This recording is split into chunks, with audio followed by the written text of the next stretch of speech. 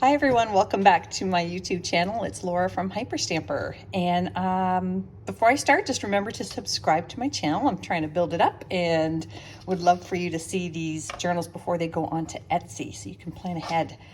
This is a really interesting journal and I'll tell you why. Last month I sold 3 journals made from a cross-stitch piece. I bought 2 at a thrift shop. They were huge, and here is the second one. I made 3 of the first one. Here's the second. And they're absolutely lovely. They're from the 40s or 50s. And when we took it out of the frame, you can see that the sides were all discolored from being behind the cardboard, like that. So when we lifted it up, we found underneath that it had seeped through into the cardboard underneath. See there, the tulip? And that was the image underneath. So it was so beautiful. It was like an extra present. And so I'm reusing all of this cardboard to make journal covers as well. And this is an antique doily, and it's truly antique that I got, and it was huge. So I have cut it up into smaller bits. And this pretty little piece here is a wooden decoration piece from an antique buffet that somebody had pulled off. They were refinishing it and wanted to get rid of all the old stuff. Made me sad, but yay me. And I made these 2 little tags out of antique paper, and this is actually the fabric I pulled off of an antique suitcase because underneath was beautiful wood. So I kept the fabric. And that is just the spine from this book inside. So let's take a look at this pretty book.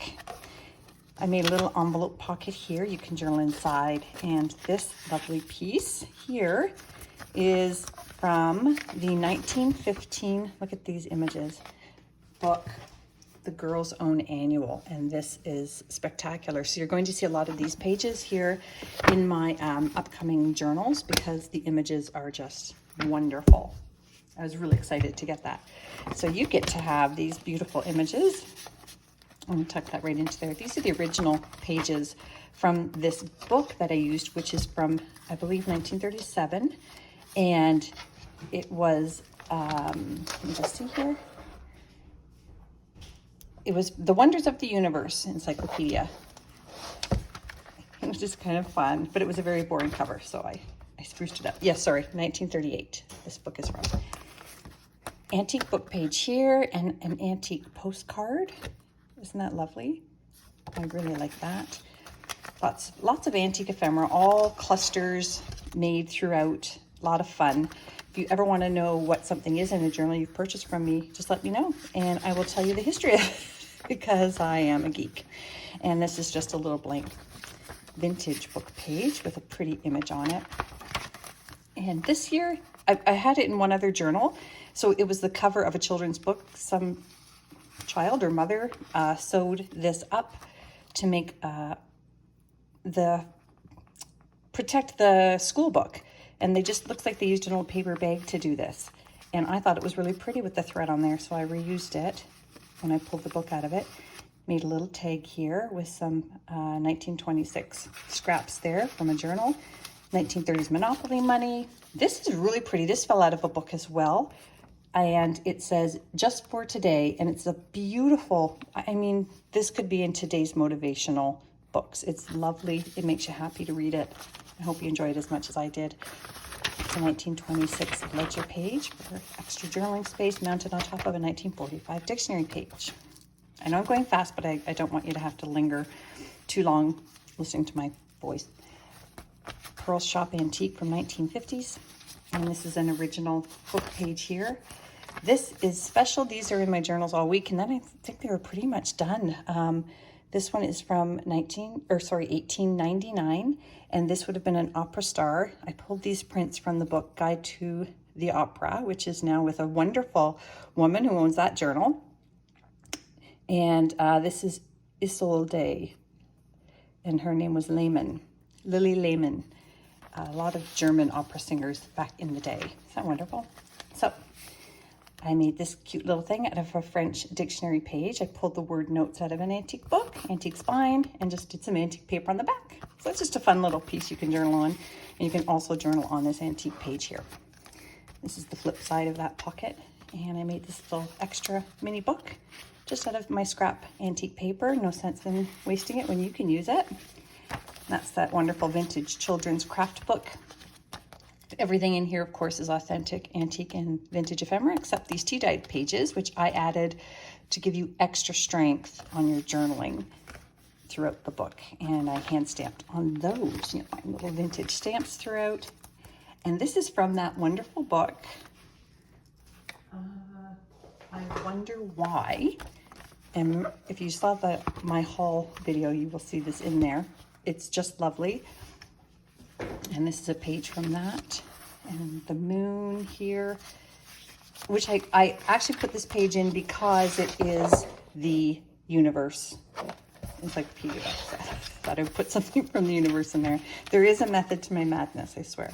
That's a 1950s theater arts page and a 1926 ledger book page. And this wonderful page here, of course, that I try to put in all my journals is from a 1938 almanac from Paris. And this one is from May 30th. And on the flip side, it is from May 29th. And if there's a date that you would prefer to have in your book, I can't take these out, but I can add one. Just let me know a date that's special to you when you purchase a book at checkout, and I will add it. Because I'm just that nice. And, oh, I made this pocket out of an antique doily here. And up here, I just put in a vintage recipe card. What's this one for? Potato cones, onion and broccoli au gratin. And then, yeah, what goes better with potato cones than Vic's lawn mowing service? There we go. And in this pocket here that I made out of a vintage encyclopedia page, I did this vintage wildflower page. These are pretty. This is in the Thistle family, and that came out of this little wildflower book that I've completely gutted from England. That is vintage as well. I did tea dye it because it was stark white, and nothing in my books is stark white. So can you imagine taking something vintage and trying to make it look older? That's what I did. I admit it. So this is from 1950s, and if this doesn't tickle your fancy, I don't know what will. Look at this wonderful costumes page. I guess it would be for sports, kind of, or plays. They're just all kinds of lovely costumes. And on the flip side, I mean, wow, look at that. So that's from the 50s, from a woman's magazine. I'm in love with that page. I'm surprised somebody's getting it. Here's a vintage bingo card here. And a tag that I made out of, ooh, yes, I got that from a lovely encyclopedia page, actually. And I love this that I pulled from a book, A Youthful Artist. Isn't that fabulous? I love it. More antique book pages here. And this lovely children's book page. And this children's book is different this week. It is from the Big Storybook. And it is huge, as you can see. And that's a lovely little image there. And, oh, yes, this lovely image here came from, I like to show you the books because some people are probably wondering where I get all this stuff and if it's actually real. And it is America's Garden Book. And there weren't a lot of full-page images in there, but this week you get them. There's the flip side of that. Another lovely cluster. 1930s music sheet. And I like here it says, "Good night, farewell," a vintage pattern.